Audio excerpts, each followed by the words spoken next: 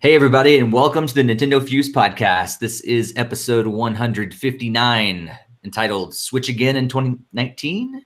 Switch Again in 2019, maybe? I don't know. We'll see. We'll talk about it in just a second. And it's not just me here, Steve, to talk to you guys. I also have with me Barry.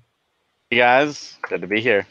And Barry, it looks like you have a friend with you this time. You want to introduce your friend? Yeah, I was feeling a little generous, and I decided to toss a bone over to Hassan and untie him just for tonight. So yeah, special guest Hassan is rejoining us for the night, which is awesome. Oh my gosh, I can breathe.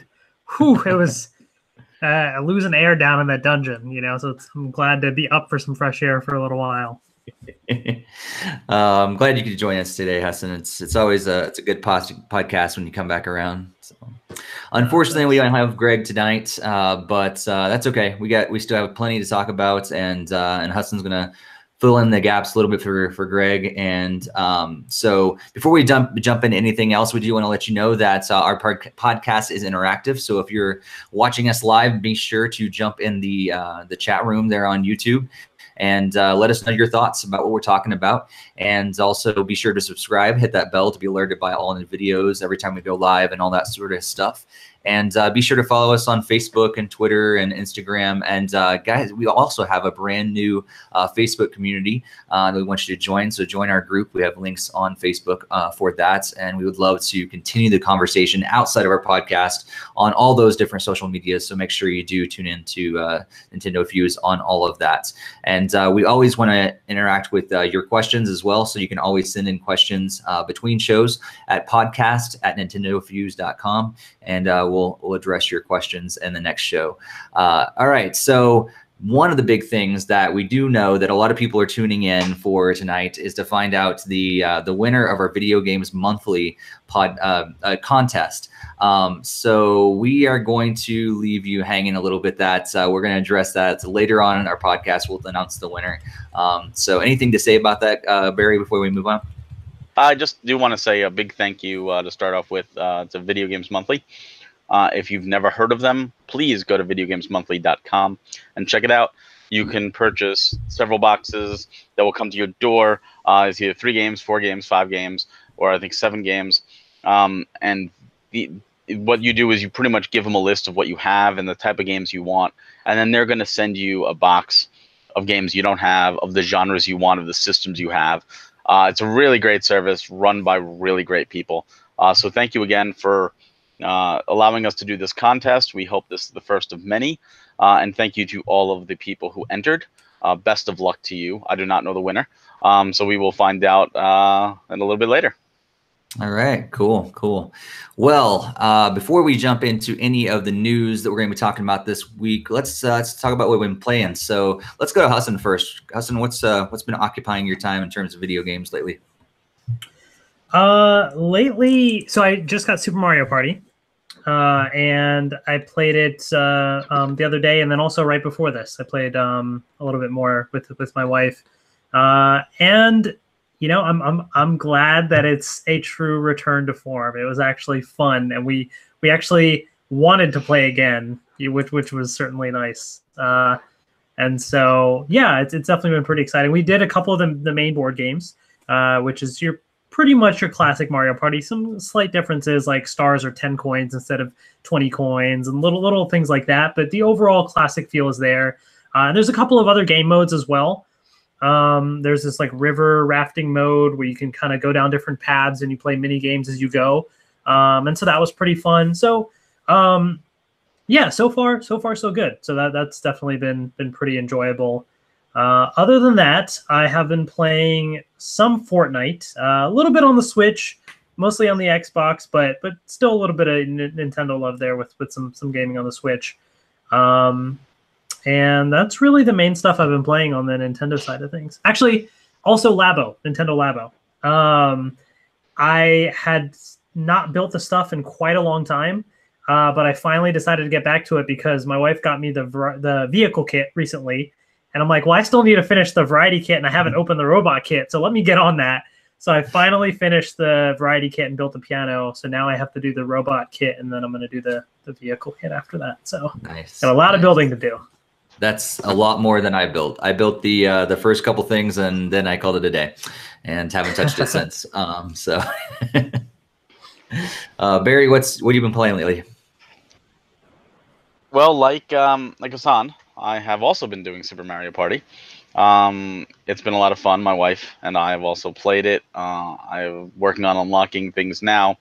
There's a lot of fun in it, and it's interesting because my wife really never played Mario Party before, so we were playing against a computer and stuff, and she's slowly starting to see, like, oh my god, if that was a real person that just stole my car, I'd go or stole my star, I'd go over there and punch him in the face, you know. Like, I'm like, yep, that's Mario Party.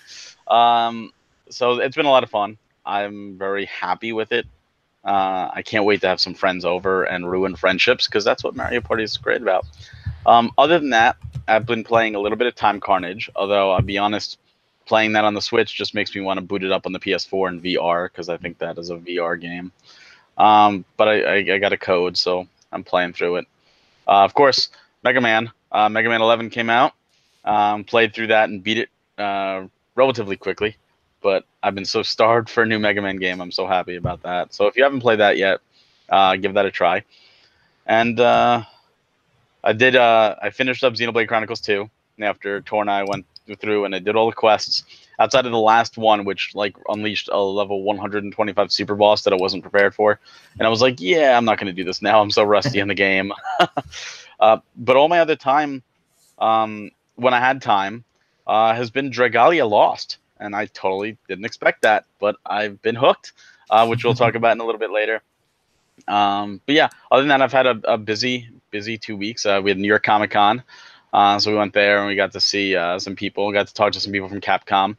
I got to actually tell them, please release this stuff physically. And they're like, oh, you like things physically? I'm like, yes, please release the stuff physically outside of Japan. So I doubt that anything will happen, but I got to yell at some some games and say, bring this physically here.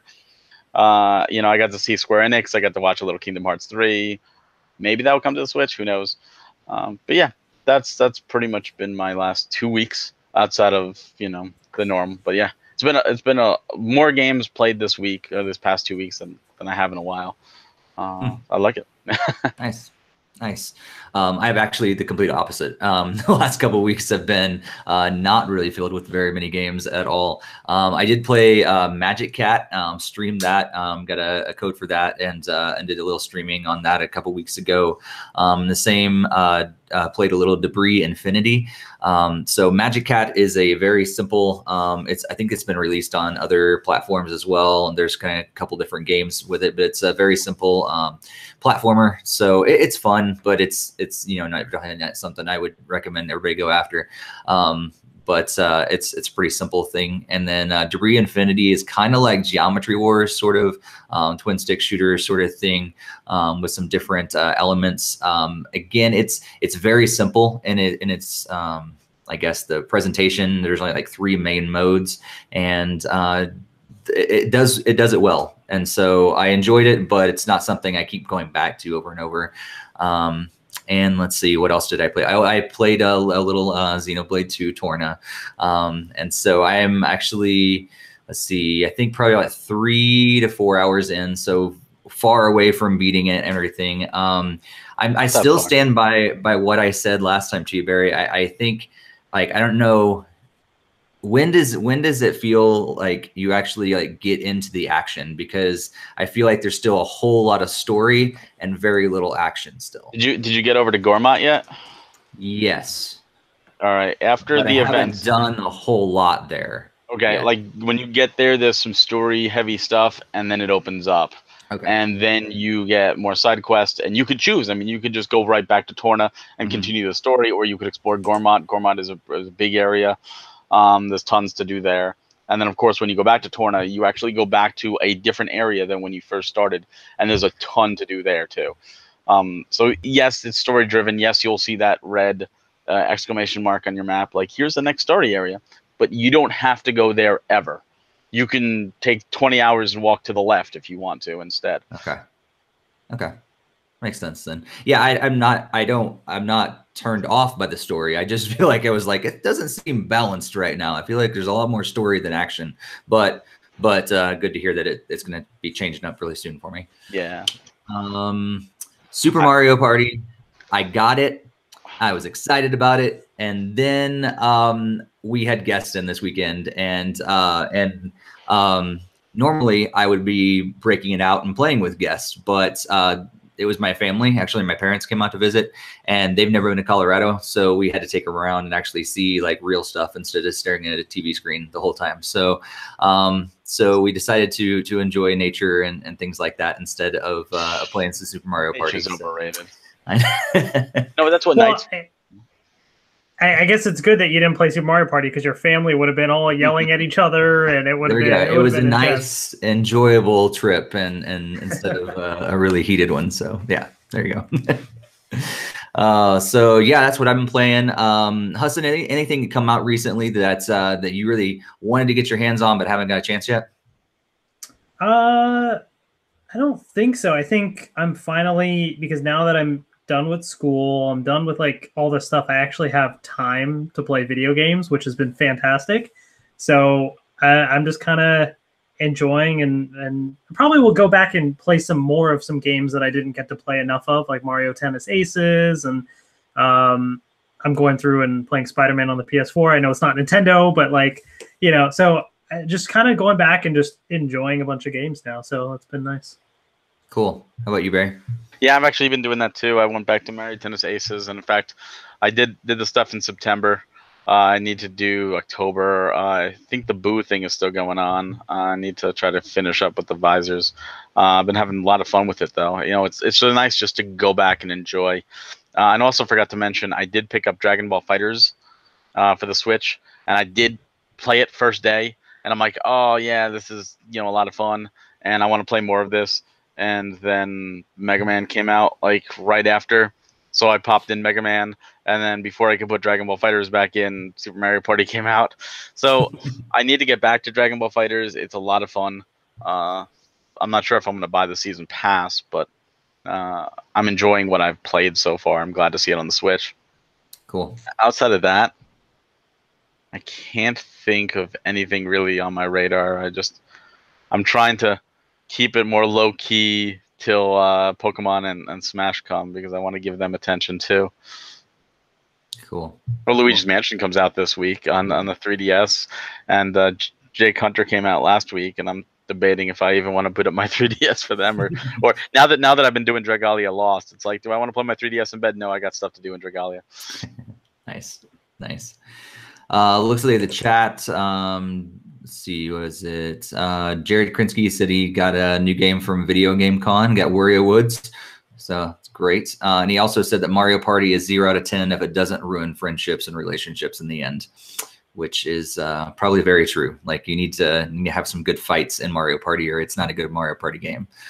So, which is probably why I didn't like 9 and 10, because you went around together and competed together, and that's just right. That's no like, fun. No, we want things where actually causes us to want to throw a punch in real life. So. Oh yeah, the new one definitely does that. There's nothing worse than just like the final turn, someone like landing on a lucky, getting a star, then hitting something to steal a star from you, and then also running into the star, and they get 3 stars in the final turn, and you're just like, what? And then they get the bonus stars. And then they get the bonus stars at the end, yeah. And there's nothing worse than like in this, like when there's like 3 turns left, it's like, who do you think is going to win? And they never pick you, because you're usually in first place against a computer. So they pick someone on the computer, and they give them like the golden pipe. So the next turn they just go right to the star that you're almost there. You're like 2 spaces away. They get the golden pipe. Boom. It's like, no. If you were a real person, I would probably hit you at this point. They gave the golden pipe to my wife, and she was already in first place and had a star, so she was even in more first place. And then she got the bonus star too, and I'm like, come on, man. See, Super Mario Party. Writing up the divorce papers right now. Yeah. Oh well, let's talk about some news here. There is some interesting rumors. I'd say it's not technically news, because the first thing we're going to jump into is talk about this thing that the Wall Street Journal broke. Was it last week? Earlier this week? No, not earlier this week. This is Monday, so last week. And they basically said they have confirmation that there's going to be a new version of the Nintendo Switch next year. Supposedly, according to them, that it's going to adopt the OLED panels that are used in the Apple iPhone 10 series, and it's going to basically be updated version of what we have already. And so not necessarily a brand new Switch, brand new console or anything. It's kind of just the next version of the Switch. We don't really know a whole lot as of right now, but we do know that this, I mean, people have been talking for a while, and Nintendo does want to continue the momentum to try to keep sales up for the Switch year after year. And if they've been, they want to keep things, give us something fresh and new that kind of has a new push for the system again. But we don't really have anything confirmed other than, what the Wall Street Journal is saying about this. Barry, what do you think? Is this true? Are they actually going to do that this time? What do you think? It's been rumors around it for a while. It's one of those things I've learned over the years that you can really never predict what Nintendo is going to do. I can't tell you how many times we were like, Wii Mini, or we HD, it's going to happen, and nothing ever happened. So is it possible? Yes. I mean, they've proven with the new 3DS line, they proved it with the DSi line. They're more than capable of putting out a better version several years down. But I don't think they would be doing it so early, and I don't think they would let something like this slip right before the holidays, where people were like, well, should I wait and buy a Switch now? They want people to buy Switches this holiday. And I mean, they're trying to hit that 20 million sold this year. So I don't think they would sabotage it. Is it possible? Yes. Is it something that they might do eventually? Yes. Do I think it's coming next year? I don't, and I could be wrong. But I certainly don't think that they are going to try to sabotage their own holiday sales. Yeah, it's interesting because the journal does say that it's supposed to be coming out probably in the latter half of 2019. So this is, possibly a more than a year announcement on this. And I know for Apple sales, for instance, for iPhone sales, whenever Apple announces a new phone, sales for that current phone drop considerably because people just wait until the next one. With a year, possibly over a year out, is this too early for them to announce this, Hassan, or is this perfect timing? Do you think this is going to happen? Well, I think the interesting thing is, well, first of all, it's the Wall Street Journal, and they've usually been right about these types of things, and so. I do think it is pretty possible, but I think this is something that Nintendo, they didn't approve this thing. I don't think if it was up to Nintendo, they wouldn't have announced it, and they haven't announced anything yet, because for the reasons that you said, they wouldn't want to cannibalize the sales for the holiday, that sort of thing. I think if we get any kind of official announcement, maybe it'll be around E3 or something next year, and then for the latter half of the year, something like that. This was just a report from the Wall Street Journal about what could happen, which 2.5 years into the lifespan of the Switch, Nintendo's done it before, even in shorter time frames with revisions to software. So I definitely think it's possible. I just wonder, and I'm conflicted on if it's going to be more of like a 2DS compared to 3DS, like taking away some features and making a cheaper version, or an upgraded version of the Switch, because I can see arguments either way, and I'm not sure which direction Nintendo's going to want to go in. But I definitely think it's plausible. Yeah, and that's a good point. I mean, like you said, Nintendo didn't announce this themselves. It's just kind of the Wall Street Journal apparently breaking this leak. So so let's talk about like what it could be. We've speculated a little bit on the podcast before about what a next Nintendo Switch could be. Maybe it could be a pro kind of version of it. Maybe it could be a mini, like stripped down version, like you said, Hassan. Barry, what do you think they're actually going to, if this does happen, or maybe the inevitable upgrade that does eventually happen? Maybe it doesn't happen next year, but it does eventually happen. What's it going to look like? What direction is Nintendo going to go? If I was Nintendo, I would wait and do what PS is doing and what Xbox is doing. So when they announce here's the PS5, here's the Xbox 2, whatever they're going to call it. say, hey, we have a new version of the Switch, right? This new version of the Switch is coming out. It's going to be more powerful. You know, we already have Resident Evil 7 and Assassin's Creed Odyssey on the Switch in Japan via cloud. It's going to be able to run those natively. It's going to be at least, if not on par with the PS5 and Xbox 2, at least on par with the PS4 Pro and Xbox One X, or maybe somewhere in between. This way they can handle ports, because if they don't, they're not going to be able to get ports of games for the PS5 or the Xbox 2. At the same time, I could also see them doing a cheaper model that is stripped down, maybe $149.99, $199.99, something akin to the 2DS. Hey, this is for the kids. They don't need all that power. It plays all current Switch games, and it plays all Switch games going forward outside of the ones like Resident Evil 7 and Assassin's Creed and the more powerhouse ones. And the model that we have now, I can see them just keeping it as a mid-tier, you know, or discontinuing it altogether and just saying, look, you either get the powerhouse or you get the cheaper one. Pick.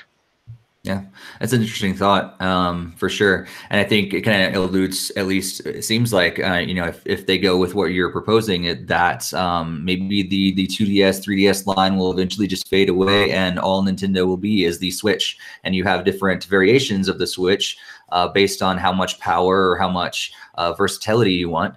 But Switch is the future of Nintendo. Hudson, what do you think about that? Yeah, I think, you know, one of the arguments for the cheaper version of the Switch would be exactly that. I think they've been extending the 3DS's lifespan for longer than most people thought, but at some point they're going to have to transition people, and maybe the $300 is a little too much. So they could drop the price on the Switch and do a more powerful version, that sort of thing. But you know, releasing a cheaper version could try and capture that audience.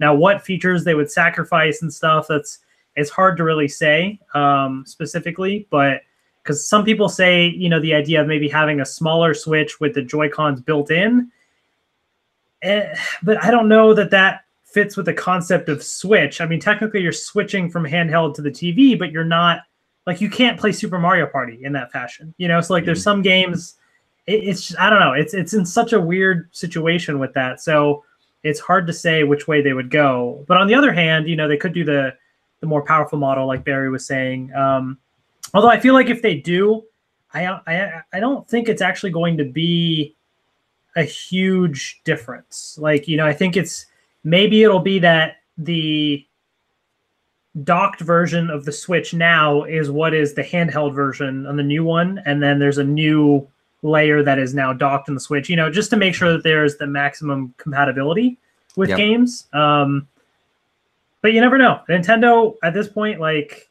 they really could do so many different things. It's kind of exciting to see what could happen. See, I agree with you on some cases there, Hassan, but I really think, and of course they're probably not going to do this because this is the logical step, but I really think they need to step up the power. At least do a Tegra X2 or something else. Simply because the Switch right now, if you notice, a lot of the third-party games they're getting are games that were on the 360 or the PS3. Now, there are some PS4, Xbox One games, Dragon Ball FighterZ I mentioned before, and, you know, Dark Souls Remastered, and, you know, stuff like that. Wolfenstein 2, Doom. But that's only going to go so long. They're no longer making games for the 360. They're no longer making games for the PS3, outside of maybe a sports game here or there. They can't survive. See, the reason the Wii was able to survive with so much less power is because of the PS2. That is the main reason. A lot of people don't realize that. A lot of Wii games that came out also came out in the PS2, and sometimes even the PSP. And it was almost like those two systems for Sony were actually helping the Wii, because they could say, hey, we could develop this exclusive version for the Wii and also put it out on PS2 or PSP to sell more units to justify making this version. The Switch is selling like crazy, and there's no doubt about it that developers are trying to get their games on Switch. That is absolutely true. But, and it's a big but, how long is that going to be? Are they going to say, oh, the new Call of Duty, we're going to make a lesser version because it's totally going to sell? Is Panic Button going to say enough is enough with these ports? You know, how long before this well runs dry, and I think it's going to run drier sooner versus later, and that's the problem. And if they don't step up their game, they're going to be left in the dust, and we're going to get a Wii U situation where, hey, we got a lot of indie games, that's great, and hey, we got the Nintendo games, hey, and we got the occasional third-party game like Just Dance, and maybe some other party game from Ubisoft that no one really cares about, like that Wii U game that they have finished, shelved, and isn't even out on the Switch. That's what we're going to have if they don't step up the power. Because there is no PS2 to fall back on. The 360 and the PS3 are dead. They are not going to say, well, we're going to make the Switch and the 360 PS3 version of it in 2020, 2021. That's not going to happen. Yeah. Just Tinzel says, I think he agrees with you. They just have to push back so many games because the Switch doesn't have enough power. It needs an upgrade, definitely not a budget model. So he'd be more in favor of an upgraded model instead of budget model. I love the idea, but would it be causing a split like we've talked about in the past with like the new 3DS XL and that sort of thing, where certain games only run on this version of the Switch? Would that be a problem? Absolutely not. And the reason I say that is simple. There were 4 physical games for the new 3DS. And as far as I'm aware, maybe only 1 digital, Binding of Isaac.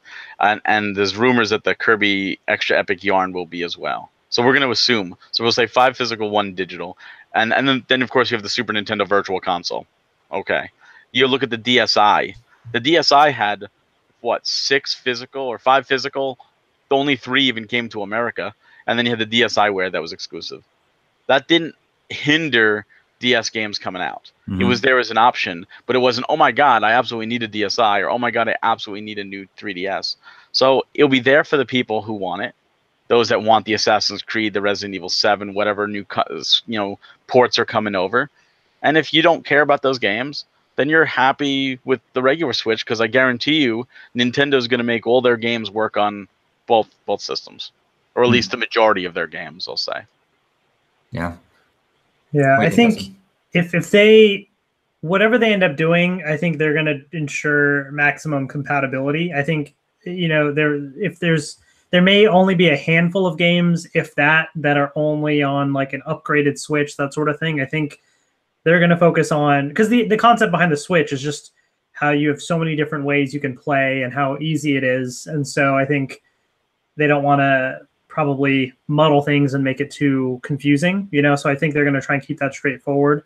So I don't see that being that much of an issue. I think the other interesting thing will just be the size and shape of the system really can't change too much, because they're probably going to, I would assume they're going to keep Joy-Cons as is, so they have to be docked into the system in some way. They could make it slightly thinner, or maybe remove some of the bezels on the system, that sort of thing, but beyond that, like, you couldn't necessarily do some big clamshell thing, because like you need the Joy-Cons. The Joy-Cons, I don't see them getting rid of or doing a new version of Joy-Cons, because then you're going to get, confusion. And so I think they just have to stay within the limits of upgrading so that they ensure compatibility. Yeah.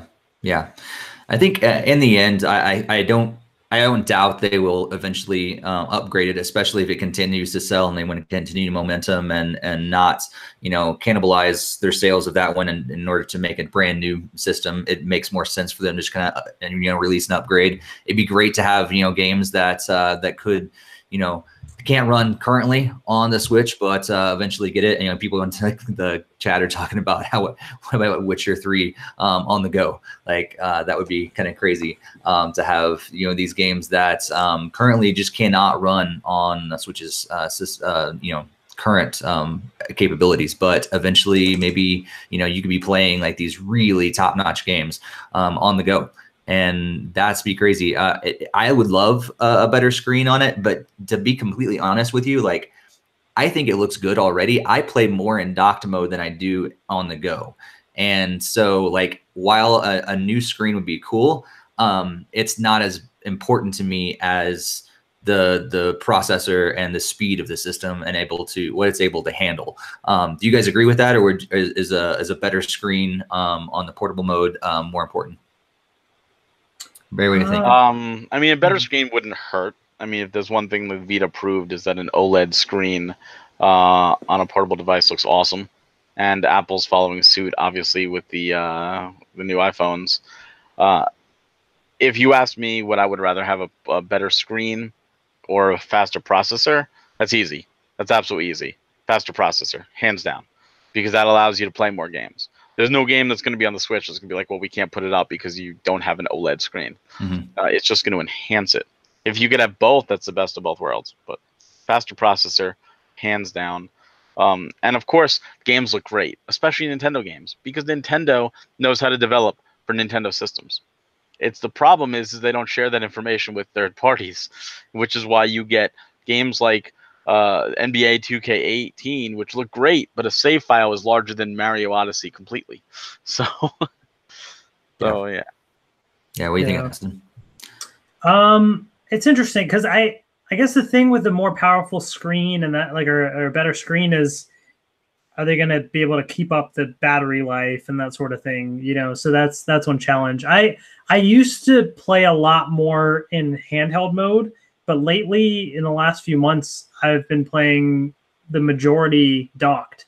And so, you know, I think I would also be in favor of probably favoring performance, especially because now that I have like a 4K TV and I have an Xbox One X and everything, like I have Fortnite on the Switch, I can play on a handheld, or Fortnite on my Xbox One X. The majority of the time I'm playing on the Xbox because it just looks better, better performance. So I think I would lean towards performance. Portability is great, but like you said, Steve, like the screen is already pretty good. I have no issues with the current handheld situation. Yeah. You do bring up an important topic though, battery life. Will this one have better battery life, especially if they do increase the capacity of the screen? If they do put on an OLED screen, I don't know all the details, but I assume that OLED might use more power. So how is that going to work? I mean, they already have a pretty pitiful battery life in comparison to their old systems, and even some of the other handhelds and smartphones and things like that. Barry, how are they going to increase this battery life for people, or are they going to? What's going to happen is they're going to advertise that it has a bigger battery. What they're going to fail to say is that the bigger battery is used to keep the OLED screen lit for the same amount of hours as it's already lit now. It's like the new iPhones. If you get the XS versus the XS Max, the XS Max has a bigger battery, but it doesn't give you any more battery life because that bigger battery is just used to keep their battery lives consistent. That's what's going to happen. You saw it with the 3DS versus the new 3DS. Did the new 3DS? I mean, when the 3DS launched, people complained about the battery life. That was one of the biggest complaints. Did the new 3DS set the world on fire? Oh my God, I could play this for 80 hours like my DS. No, you can't, because they're not going to look at that. They're going to be as cheap as possible to make as much profit as possible. And that means what they're going to do is they're going to put a PR spin. Hey, this has a bigger battery. And then people are going to be like, oh my God, how much is it going to be? And the first reviews are going to come out and say, same battery life, maybe 20 minutes more. And be like, what the heck? It has a bigger battery, but it has a better screen. That draws more power. That's the only reason the bigger battery's there. I guarantee you, if they don't put a better screen, like they do processor, the only thing they're going to do with the battery is to try to keep the system comparable to what it's doing now, because it's already selling like hotcakes. So why not? That's true. It does seem like, even though people like to complain about the battery life, it hasn't really slowed down sales. I don't think people are not buying it because of the bad battery life. They're buying it in spite of the bad battery life. So any other upgrades that you think they would include? I know, Barry, you really want a new kickstand. That'd be great for you, right? I mean, I have a stand that I use, the Hori one. I think it's like $10 or whatever. Just because I'm worried about the kickstand breaking, with the Switch cracking and all that. I don't even want to take a chance. But I must play tabletop mode, like almost never. Super Mario Party, I played the first round tabletop, and then I'm like, you know what? I'm putting the dock down in the living room so we could play it on the TV down here, because I was like, I could do it, but it's not ideal for me. Right. Yeah. I think the same for me. It's like I've done it. I think the first day I had it just to try it out, because I thought it was, I got to try out everything, but that was about it. Hudson, any other upgrades that you would hopefully hope they make? I know people have been talking about maybe a different type of Joy-Con that has maybe a control pad in it or something like that. Any other things like that that you'd hope they include in an upgrade? Well, I feel like with Joy-Cons and things, if they're keeping compatibility, I don't see why if they release a new Joy-Con that could work with the older model. So that I feel like they should release that now if they didn't upgrade one. You know, why wait for a new version of the Switch unless they need some kind of marketing point or something? But the little things like having, I don't know, like I don't know what the current Switch may or may not be capable of, but certain things involving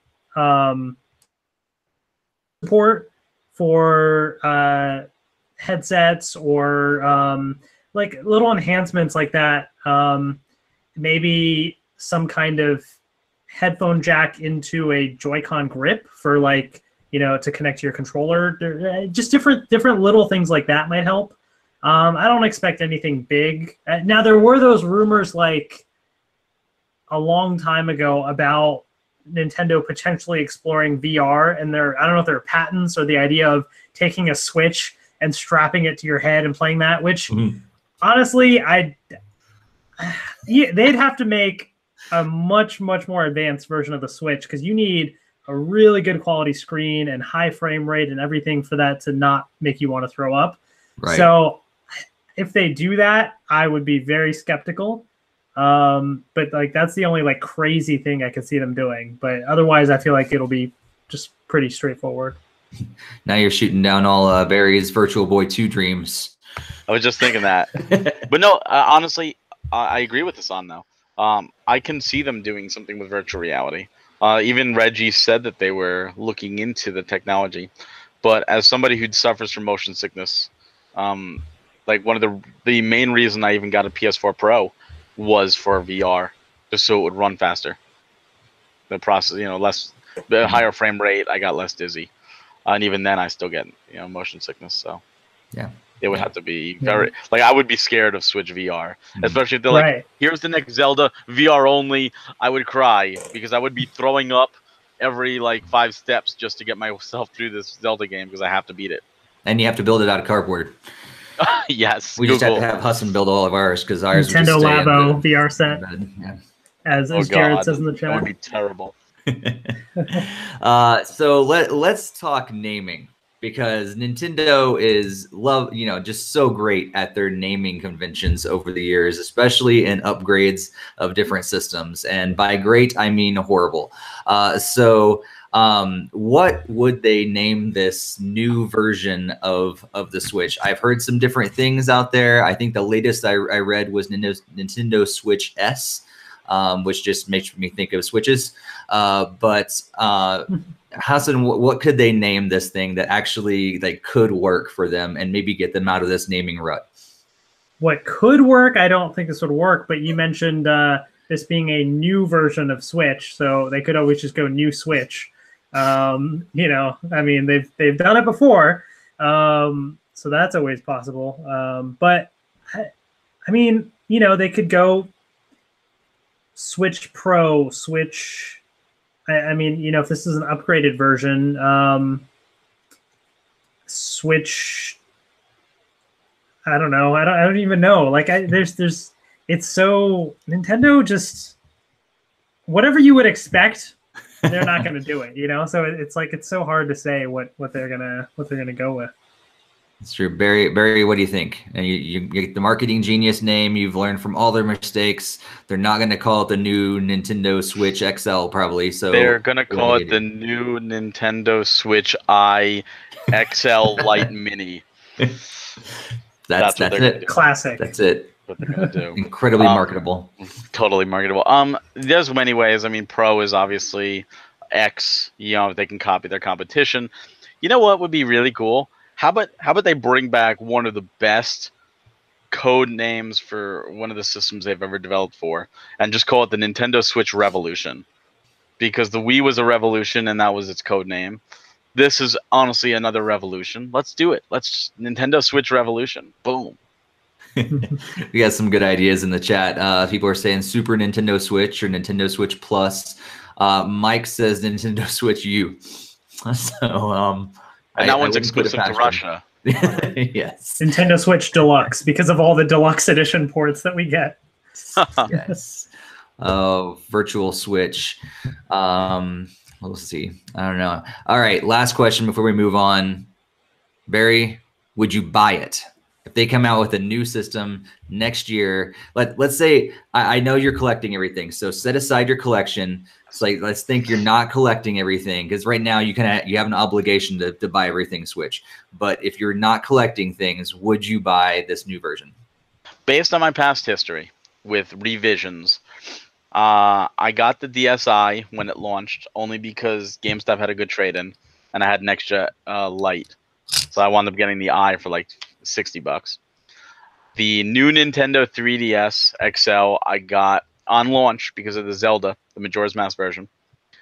I have yet to actually open that box, so I didn't actually need to get it at launch. The new 2DS XL I didn't get until 2 months ago, simply for display purposes. I didn't actually get it to use, even though I've heard it's a great version.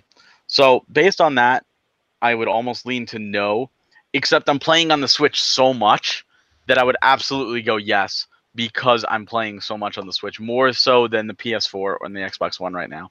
If, however, when it comes out, Switch is in a lull, and I'm playing more on the PS4 or the Xbox One or the 3DS or the Vita or whatever, then maybe I'll hold off. If there's a Zelda edition, however, as being discussed in the chat, I'm going to have to get it no matter what. Nice. Nice. Hudson, buy the new Nintendo Switch U Super Deluxe IU edition. Pets, cats, dogs too, somehow. Oh, yes. Yeah. Usually what happens is if it's an upgraded version, I'll buy it. If it's a cheaper version, I won't. Looking at the DSi, like the new 3DS, new 3DS XL, I bought those. I didn't buy a 2DS or a new 2DS XL or anything. So because I just didn't have a reason for it. So if there's any kind of an upgrade to it, then yes, I'll definitely be there. Probably day one. I'll get it, but that's really my focus. Yeah. Yeah. And I'd have to agree with you guys too. Especially since my Switch is cracked, and if I could get another one that's not, that's actually the one thing I forgot about mentioning. If they can improve the plastic that they make that thing out of it so it doesn't crack anymore under heat, that would be awesome. And I would buy one day one just for that alone. And then I'd still try to get my money back or get them to fix the other one for free because of just pitiful design. Can't hold up under heat.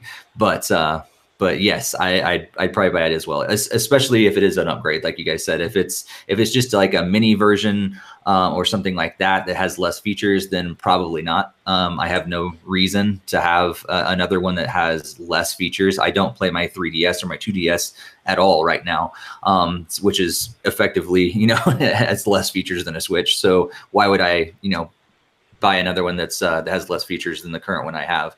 But if it is an upgrade, a solid upgrade, yeah, I'd definitely be buying it as well. So I agree. So, all right, let's move on. Nintendo released their next smartphone game, and Barry, you've talked about it a little bit. Dragalia Lost. It's this RPG, and to be completely honest with you, I have not touched the game at all. Hassan, have you played it at all? I downloaded it 10 minutes before the podcast. I have not opened it yet, so that's that's pretty much my extent to it. Nice.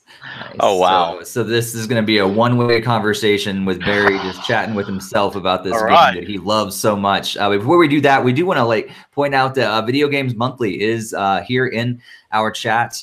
And thank you guys so much for the donation for this month's for this podcast, this episode's podcast contest that we've been running. We're very grateful for what you guys have done, and I know the winner is especially going to be grateful. So just a little bit longer, and we'll announce the winner. But Barry, talk to us about this game, this mobile game that you said that you weren't going to get into, and all of a sudden now you're sucked into it, and the other two of us are just kind of sitting back going, I don't know what's the big deal, Barry. Why is it so great? Well, when it came out, I downloaded it and I played a little bit, and I was like, all right, this is pretty cool, and I put it down. Next day, I'm like, I'll play a little more. Put it down, and it wasn't fully grabbing me yet. But then they put out a raid content, and now there's a limited raid going on for the rest of this week, and it's very much styled MMO style, and I'm a sucker for MMOs. I always have been. I play Final Fantasy 14 to this day. I met my wife on Final Fantasy 11. So I was like, oh my God, this is the kind of stuff I like. And I could have it in the palm of my hands. So now I'm actually raiding with other people and we're taking down raid bosses. And, I'm watching the Japanese, like 10 times more powerful than I am. I'm like, they're like telling me nope when I join their groups. Like, nope, you're too weak. And I'm like, oh, I got to get weaker or stronger. So I'm grinding and I'm farming materials. And, so far I'm level 24. I'm almost 25. So I got my account here to show that I'm not joking around. The interesting thing is when I actually got Dragalia Lost, I actually started playing it on the iPhone 6, and it ran really well. And I recently upgraded finally after all this time. All the money I've gotten from keeping Hassan, captive, I got the iPhone XS Max. Wait, there was money involved in this, and you didn't tell me? Oh yeah, iPhone, I had to buy my iPhone. Oh, you must have stolen one while I was in the dungeon. So there you go. I didn't get the Max. I just did the regular one. But it looks so good on this. It looks great, and it's so much fun to play. And it definitely has the freemium iPhone game tropes. It has the stamina. It has a lot of the things that I didn't like about the Tales of games on the iPhone. But it has a lot of things that I do like. And the more I realize these characters are now Nintendo characters, the music is very good. I wouldn't be surprised if some of this music winds up in Smash Brothers. The story is actually entertaining. And when I got sucked into the raid, because the whole idea about summoning and the gacha system, I'm not a fan of it. A lot of people aren't fans of it. And of course, your initial well of, currency to summon dries up. And then you're like, well, crap, do I spend money or do I just slowly farm? But the new raid actually, while you're doing it, you get materials to do a special summon. And the special summon has like a 5-star dragon in it right now. So you can, and a bunch of upgrade materials. So you can still summon for free just by doing raids and stuff with the stamina. And I like that. It makes it feel less like, oh my God, I've got to spend money, and more like, hey, I can do stuff. And the more I play, there's more to it. You got a town, and I didn't know this in the beginning. You get a town and you get buildings you can place that help you out. I didn't realize you can upgrade those buildings until yesterday. So I'm like, oh, no wonder one of the Japanese are kicking my butt. So now I'm upgrading, and one of the things is like the smithy. You get a smithy, but your whole castle has to be upgraded to upgrade the weapons. So I'm like, oh my God, they wonder why they're kicking my butt. Like they paid more attention to it clearly than I did. But it's a lot of fun. I like it. I like it more than I thought I would. To this point that I am now playing it like just last night. This is a true story. My wife was waiting to take a shower, and I decided I want to go to the bathroom. I was there for like 40 minutes, and I came out, and she's like, are you okay? I'm like, yeah, why? She's like, I've been waiting to take a shower. And I'm like, oh, I was raiding. She's like, you were in the bathroom raiding? I'm like, I got sucked into it. I was just, yeah, let's go. So yeah, it is kind of addicting in that sense, but the stamina does put you in check. But yeah, it's worth checking out. It's a free game, worth checking out, in my opinion. If you like MMO, if you like action adventure, I think Nintendo did a really good job, and I would like to see something Dragalia now put onto the Switch, kind of like what they did with all their other, iPhone games. I'd like to see it translate to the Switch. Nice. Do you see this as something you'll be playing for a long time, or is it going to kind of peter out after a while? That depends on what happens after the event ends. If the event ends and they don't keep going with new events and allowing me to keep summoning through those events and work, because if I can work in a game to get, items to then summon, I feel like I'm getting it through earning, and I don't mind playing it. But if it's like I hit a brick wall, like I've done with so many games like Pokemon Quest, which we talked about, where in that game I hit a brick wall. It was like, you have to buy to continue. I haven't hit a brick wall yet. So as long as I haven't hit a brick wall, I'll keep playing. Gotcha. So you're dead set, not going to spend money, huh? Well, see, the thing is, it's not that simple in this game. It's not like, oh, buy currency for $10 and you can summon a bunch. It's different packs, like material packs or upgrade packs. And then they have the worst thing is right in the beginning that they try to get you. It's called the welcome pack. I want to try to bring this up. The welcome pack is horse manure. Let me just say that. This is the welcome pack. And they advertise it like, oh, new game kind of deal. You get a 5-star character, guaranteed, and 10 summons for the low price. Let's see if this actually comes through for our YouTube people. Mm-hmm. Can you see that price? Did it come through? $24.99. Ooh. $24.99. That is ridiculous. That is just, hey, welcome. You know, there's going to be some kid that's going to be like, oh, this is the thing they're advertising, they're pushing. Because a lot of iPhone games will do that. They'll be like, here's a brand new game. Here's a welcome bonus, a special deal. Your first purchase is like $2 to get you hooked. Kind of like the first one's free.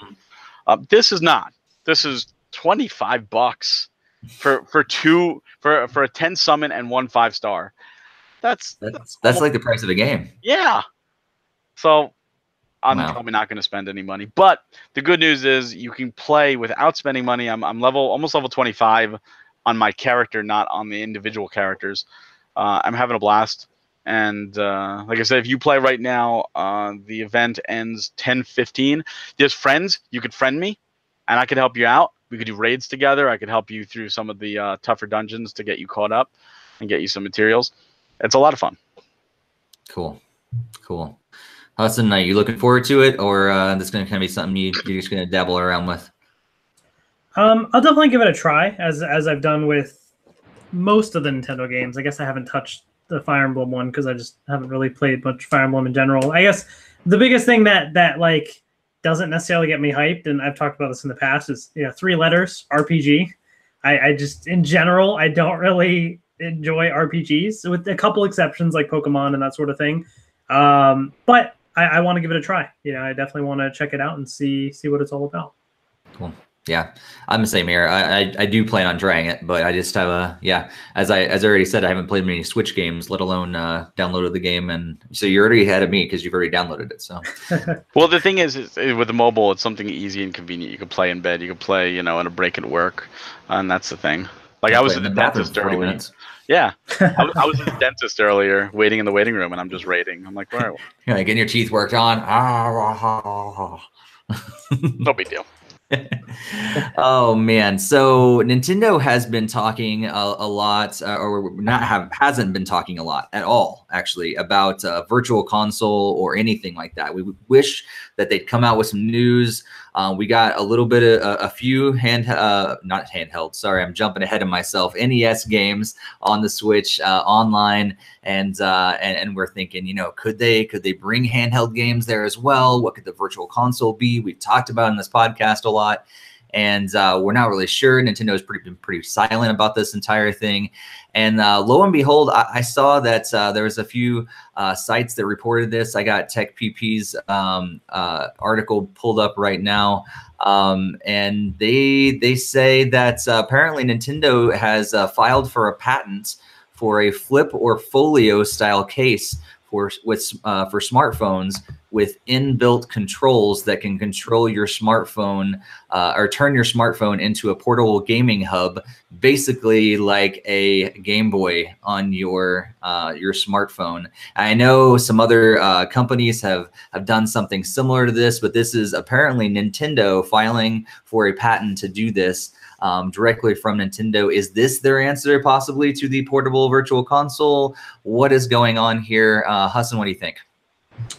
Well, it's kind of interesting the method of how they're doing this, because they're like these third party, unofficial like Game Boy cases that attach to the back of your phone, and it's like a screen on the back of it.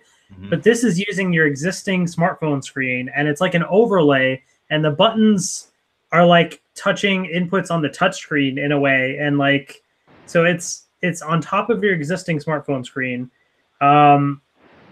I mean, in concept, like it's odd, but if it works, I guess that's kind of neat. But I also wouldn't really want to play them much on my smartphone. Like my 10S Max is big enough with the leather case and stuff I have on it. I don't need to be carrying around a giant Game Boy case on it to play games. Like, you know, if I'd rather at home in the comfort of my house, like, you know, just play something on the Switch. Like, give us the games on the Switch. You know, I mean, I'd try it out. You know, I'm a Nintendo fan. I would of course try it if they did it, but I just think it's kind of a weird implementation. I don't know. It does seem weird. Is this Nintendo's next thing? You know, venturing into the smartphone world? They've started releasing games. Now they're possibly going to do this like pseudo Game Boy thing on smartphones. I don't know, Barry. What do you think about this thing? I think this is a mess, and that's my honest opinion, and I'll say why. I think there's one unifying problem when you deal with smartphones, and that is there's no universal size. So you're going to have to make this for so many different sizes, and it's going to have to work for all those sizes. That's going to be a SKU nightmare. You thought the NES Classic was hard to get, or the SNES Classic was hard to get. Well, imagine trying to find the Game Boy in your particular size cell phone. And if you don't have a popular size and they don't make it, you're screwed out. I think that it's a novelty. I think if at this point, at the size of my phone and your phone, Hassan, and most cell phones that are bigger now, you might as well just play the Game Boy, right? At this point, you might as well just play the Game Boy, or a Game Boy Color, or a Game Boy Advance, or a Game Boy Advance SP, or anything else. You might as well just do that.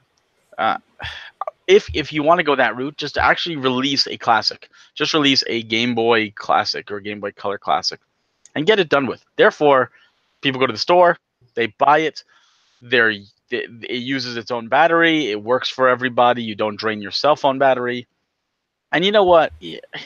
If the case goes over the front, let's say, it snaps on, that means you can only use your cell phone as a Game Boy with that case on it. If that's the case, you need to take it off to use your cell phone as a cell phone. Oh, I'm playing, Zelda Link's Awakening, and I got a phone call. Hold on, pause, take it off. Oh, hi. It's just going to be a nightmare. So I don't see this actually being useful or good or working. I think it's just a novelty. Yeah. Yeah, guys, look, check out my brand new phone right here. This is my new iPhone. This is it right here. It's a new purple color. But no, I mean, yeah, like you said, like here's my Game Boy Color. I mean, it's a little shorter, but it's, I mean, you could imagine, like that. It's basically the same size. I don't know. It's weird. It's weird, Nintendo. Yeah.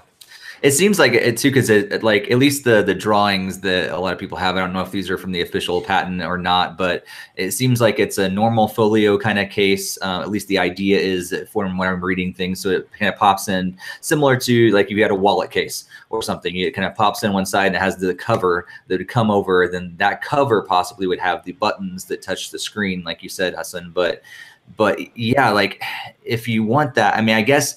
One of the big things that Nintendo has said is that gaming, putting their old games on the on smartphones is not what they want to do because of the input control. They say, their games were built for touch or for buttons, not for touch interface.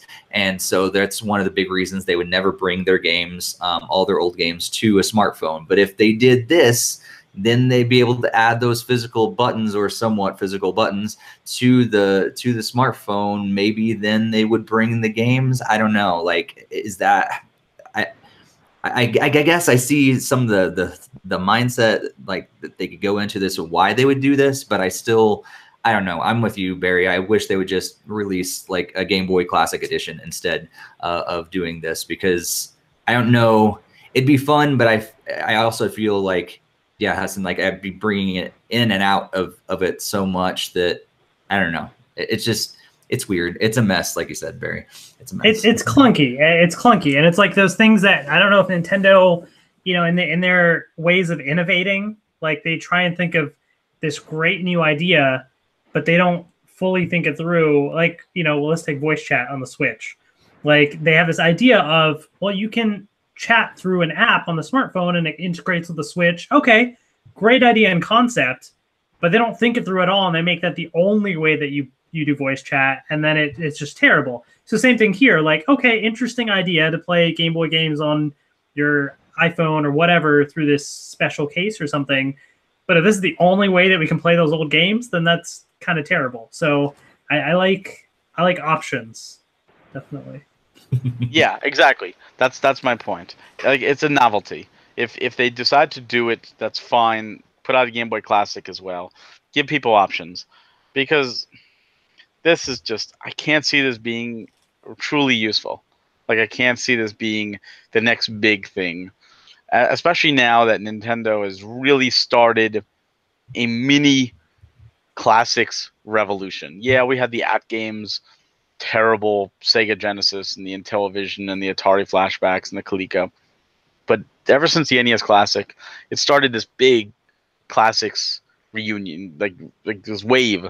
You have SNK is putting out the Neo Geo one this month, I think. PlayStation is now getting one. You know, Commodore 64 has one.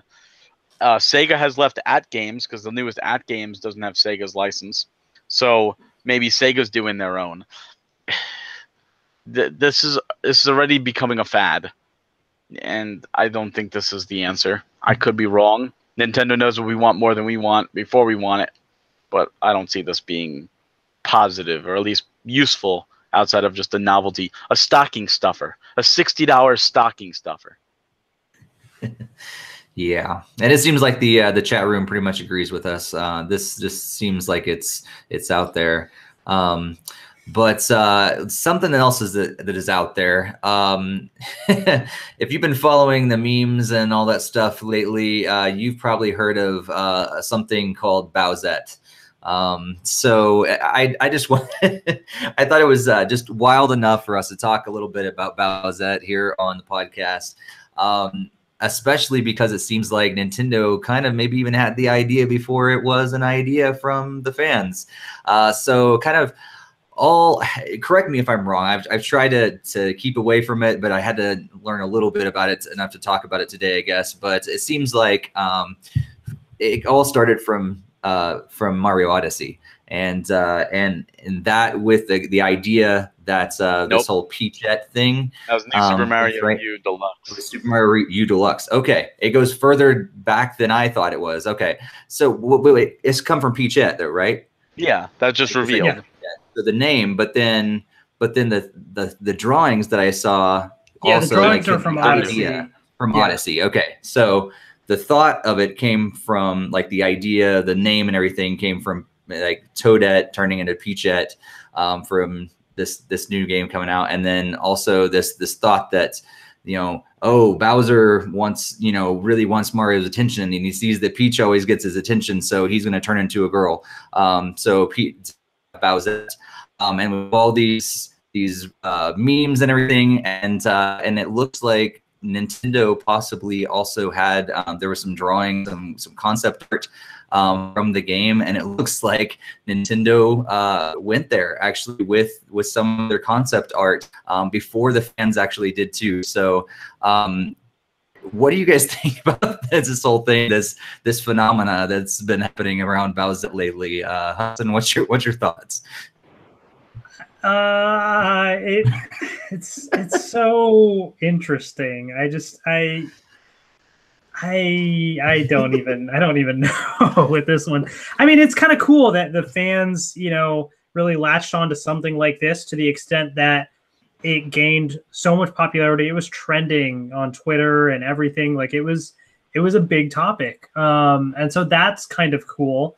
The idea of Bowser and Bowsette and all that, like, I didn't really look too much into it because I've seen some Nintendo fan art and I've seen it go in a really wrong direction. So I wasn't sure about this one. I don't know if this was totally fine, if this went in that direction too or not. I just kind of avoided it in general. Mm-hmm. But yeah, I mean, I guess it's interesting just for the fact that it captured so many people's attention. Mm-hmm. I thought that was certainly kind of cool.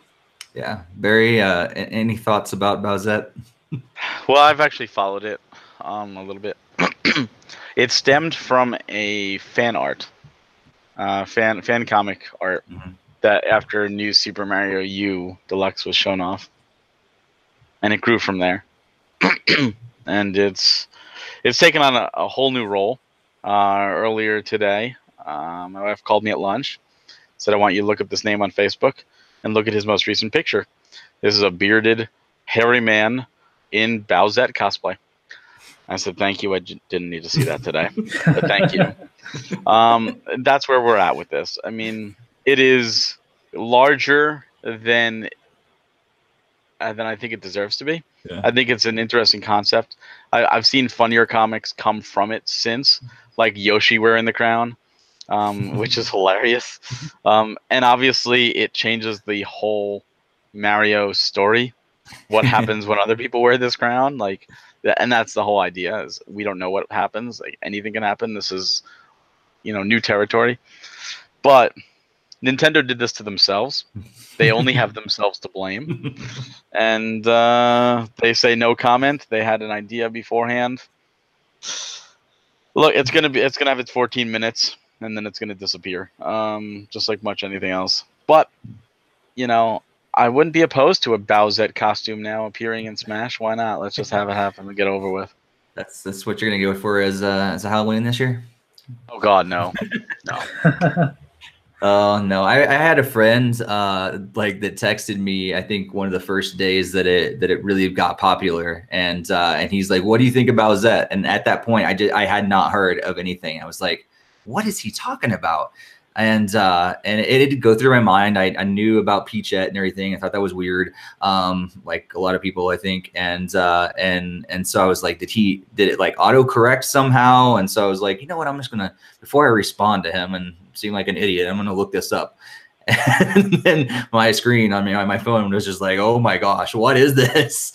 And the down the rabbit trail I went. So yeah, I agree with you guys, and we'll just leave it at that. It's kind of weird. I hope it passes. I hope we move on to bigger and better things with actual characters that makes sense. But anyhow, so let's move on to our last news piece as a follow-up from the story we talked about, or Barry and Greg talked about at our last podcast about Telltale. Fill us in a little bit about what's going on there with that, Barry. Yeah, and New York Comic Con, the Walking Dead panel, Robert Kirkman announced that his company, Skybound, has actually taken ownership of Telltale's Walking Dead, the final season, and he will finish the season. He's going to work with members of the original Telltale team, and they're going to hopefully finish it the way fans deserve, and they will be updating, everybody that is interested. Now, I don't know if this is going to come to Switch or not now. I know it was pulled from the list, but now maybe it may come out. Either way, I think this is about the happiest type of ending we can have. I'm happy that, I'm not a big Walking Dead fan, but I'm happy for those that are. They get to finish this game. I'm happy for the Telltale employees that get to finish their dream. And hopefully something else comes from Telltale and they get resurrected somehow. I mean, Toys R Us is doing it now, and who knows, Telltale can do it too. Cool. Yeah, I am not really into those Walking Dead games either, but it's always great to see people that can continue in their jobs and their passion projects that they've been working on these games for a while, and to be to have that rug pulled out under them is really unfortunate, but it's really cool to see stuff like this happen. Any thoughts about that, Hassan? Are you a big Walking Dead fan or play any of the games? I'm kind of in the same boat as you, Steve. I mean, I'm a big fan of Walking Dead in the show, like that. But the games I have not played at all, but I've heard a lot about them.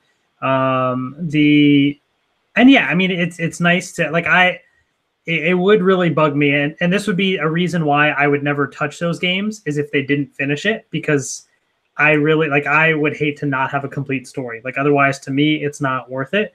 So the fact that they are completing it, but more importantly, the fact that they're going to try and hire the original people to complete it so that their vision of the story can be told and it can kind of be worked out.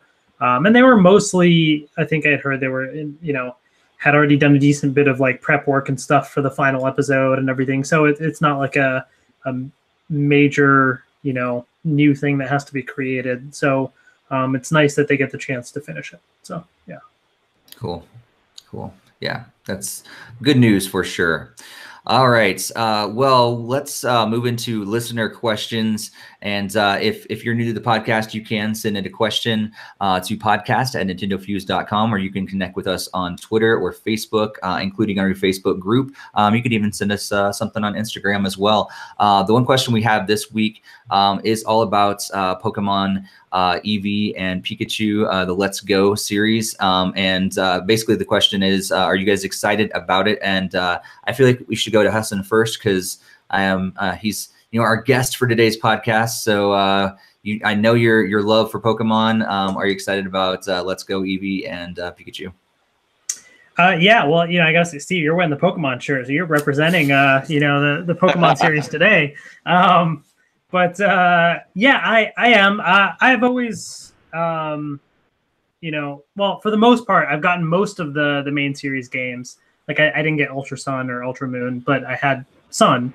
So I always enjoy those, and I grew up on the originals. Pokemon Blue version was one of my first ever video games, maybe my first ever one. I can't remember exactly which video game I got first. You're making me feel old.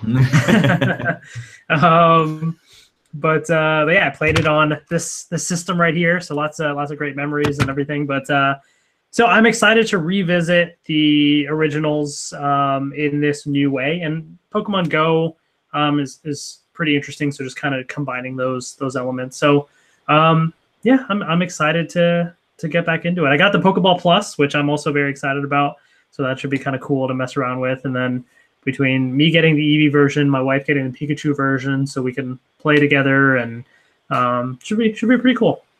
Cool. Barry, you excited about it? Actually, I am. I still play Pokemon Go with my wife. She plays a little more than I do, though. But she's super excited. It's the thing that's getting her a Switch.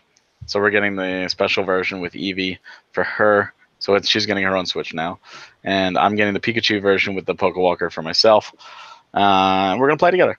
And I'm looking forward to it. One of the things that I didn't like about, and I know some people will be like, what the heck, about the later Pokemon games, is there's just so much to it. And I don't have the time. I'd rather put 350 hours into Xenoblade than 350 hours into Pokemon. So I like that it's a little bit light almost, and it's going back to the roots. So I plan on playing, and I plan on beating it, or at least playing as much as I can, and see how far I get by the time Smash comes out. But the main thing for me is that I get to play and work with my wife, and for me that's awesome.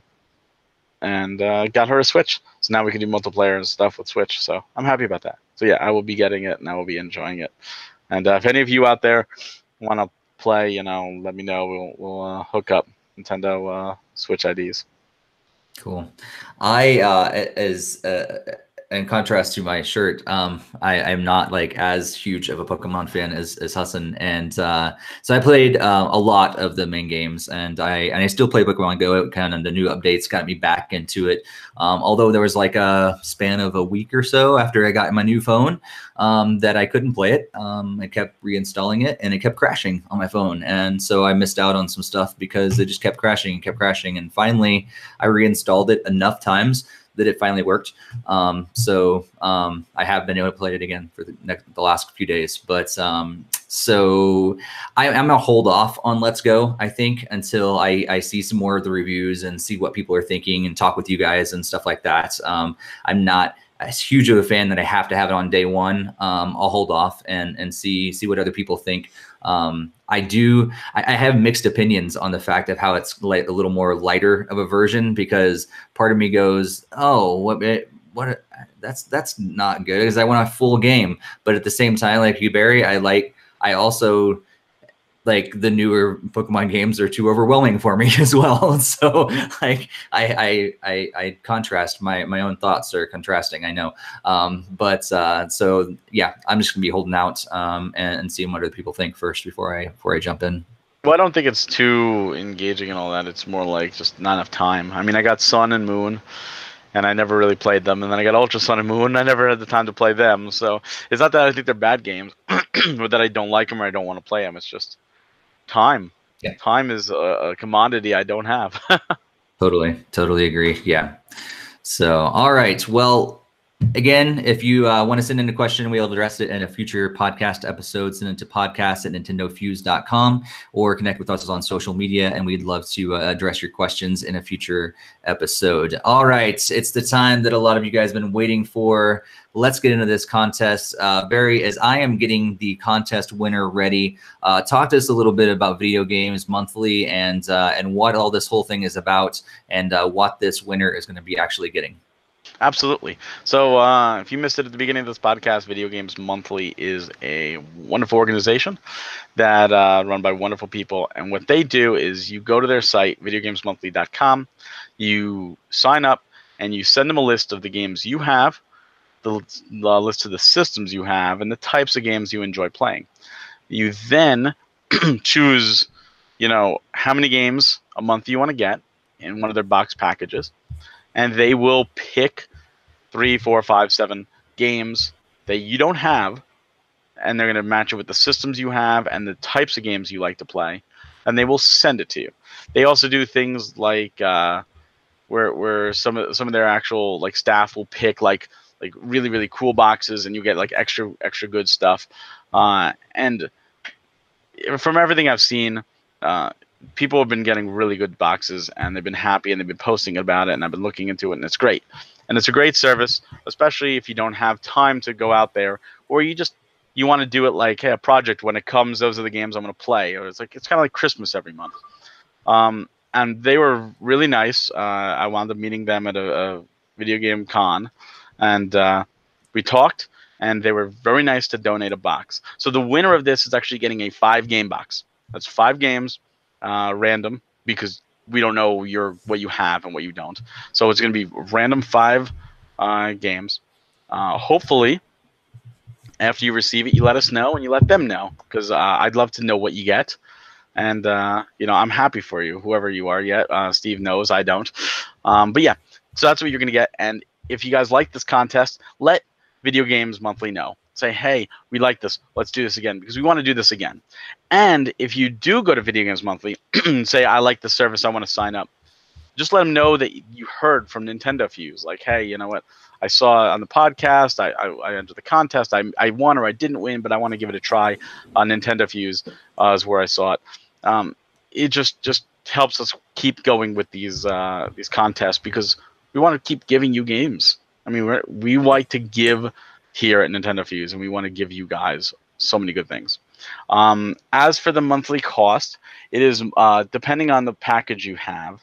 I had something here. My desk is a little bit of a mess right now, so I do apologize. Let me get that for you. I see Just is asking in the chat. So Video Games Monthly, depending on the pack you get, is as follows.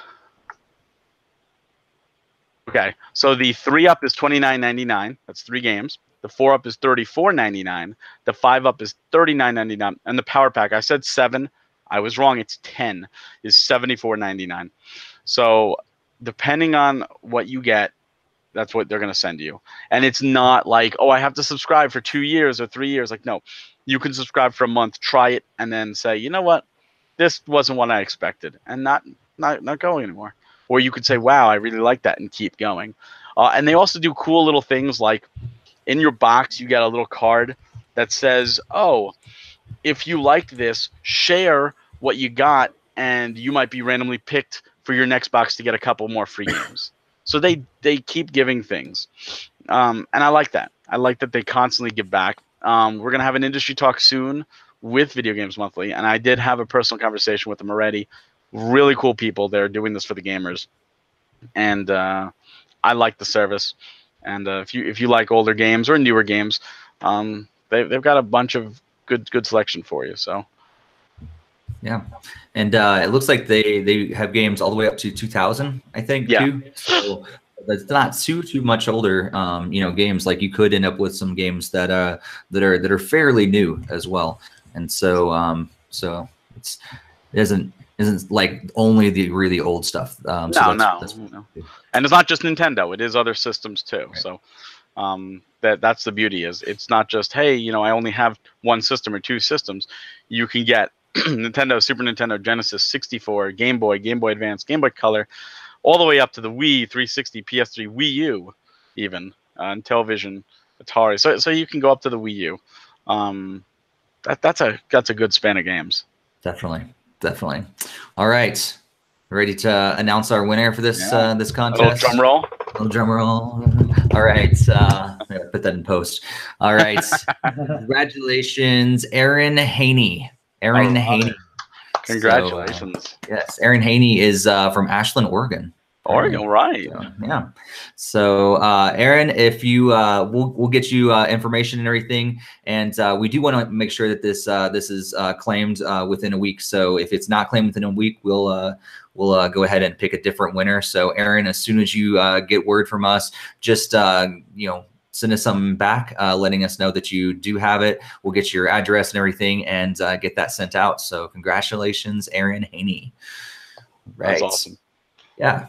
And like Barry said, hopefully we can do this again sometime. And we had a ton of entries for this one, 3,165 entries for this contest. So that's so great. And I know Video Games Monthly got some new followers. We got some new followers and subscribers and everything from it. So welcome to all you new people to NintendoFuse. Absolutely. And thank you again to Video Games Monthly for allowing us to do this. And like I said, you've been wonderful, and I hope, Aaron, you enjoy your box, and I hope that Video Games Monthly allows us to continue doing this.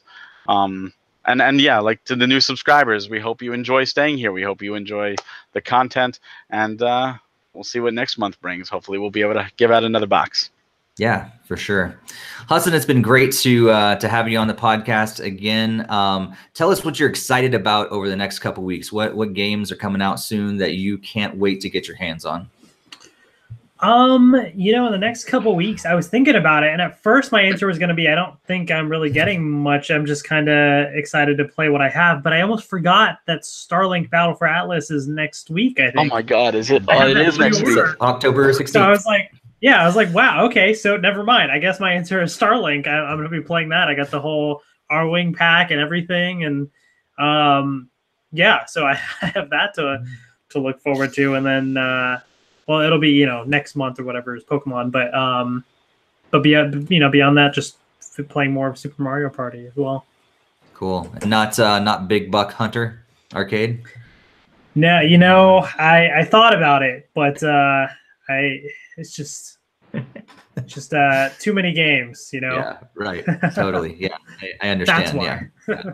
All right, Barry's going to be playing enough for the both of us because I know here he has it pre-ordered. So actually, I do, and my wife might actually play that. There you go. Barry, other than Big Buck Hunter Arcade, what else are you going to be playing? I know Starlink, of course. Starlink. And in fact, Starlink got me to get more Joy-Cons so that I can play the game 2-player with my father because he loves space exploration. And I showed him No Man's Sky, but it was way too complicated for him because he's older. So I think this is going to be perfect for him. And I could just see us just having fun, just flying around. And any time I could bring joy in his life, I try to do it. So I purposely went out and got new Joy-Cons. I become like Hassan now. I got colors. I got the green and the pinks. See, you're bringing joy with more Joy-Cons. I see what you did there. But yeah, I'm really looking forward to it. I got all the ships and all the weapons and all ready to go with the different pilots. And he and I actually have, when Star Fox first came out, we were both amazed by it and both played it. So it's going to be really great and I'm looking forward to that. Cool. Nothing else like a little The World Ends With You final that comes remake? Out too? Oh my God. October 12th. 4 days before Starlink. Oh, you know what? Maybe I could do World Ends With You this weekend. Maybe. It depends on how far I get into Super Mario Party because I'm trying to unlock everything so when we have friends over, we can do everything. So I should be able to do that. That or Dragalia Lost, or whatever. But yeah, I'll try World Ends With You this weekend. We'll see. It's going to be a busy weekend. Week. It definitely is. I'm excited about that. I will eventually be playing The World Ends With You Final Remix because I did miss it the last time, and I'm excited about this time around. I probably won't grab it right when it comes out, but it is one of those games that I think it's gonna have a long life. You know, I can play it months down the line and still have a great experience. It's not like I have to play it right as soon as it comes out. So maybe I'll find a lull in gaming time, and then I'll eventually pick it up so I can actually fill my time during that. But Starlink as well. And I'm also really excited about the Jackbox Party 5. I've talked about Jackbox games a lot on the podcast about how so much fun that I have with friends and family and stuff, especially over holiday times and stuff like that. Just coming together around those games. And so, yeah, Party Pack 5 comes out on October 17th. And so, yeah, I'm pretty excited about that as well. So, Hassan, again, I said it's been great to have you back again. I know lots been going on in your world. We talked about it last time you were on. You got your button or your plaque or whatever from YouTube for what is that, 100,000 or yeah, 100,000 followers, so subscribers. Awesome. You haven't hit the next milestone yet, right? No, you know, it's I've been locked up in a dungeon, so it's kind of hard to do much else. So, and after this, you guys are sending me back to the dungeon. Like, come on, man. Well, like, that's only because you need to send those 100,000 over to us so we could collaborate. So until that happens, you're staying in the dungeon. But yeah, make sure you go over and check out Hassan's YouTube channel and subscribe there to the World of Ha. And Barry, we put all our stuff here, so you don't really have to subscribe to anything else. Just subscribe to NintendoFuse, and you'll see me. You'll see Barry. Barry interviews a lot of people on Industry Talk. He's already told you we got one coming up with the guys behind Video Games Monthly, and we've got a lot of game chats and everything else. So make sure you do subscribe to NintendoFuse so you can be just have all this great content that we want to send to you guys. So subscribe, hit that bell to be alerted every time we post new videos. And like we said, join our community on Facebook and Twitter, Instagram. Make sure you follow us there. Send in some questions to podcast@nintendofuse.com. And on your favorite podcast app of choice, make sure you send us a great comment. If you like what you hear, it'd be great for us to get some positive comments on there and share it with other Nintendo fans. We would love to reach more of an audience and continue to build this community. So again, thank you guys for joining us for episode 159. And we'll see you next time for 160. Have a good night, guys. Bye.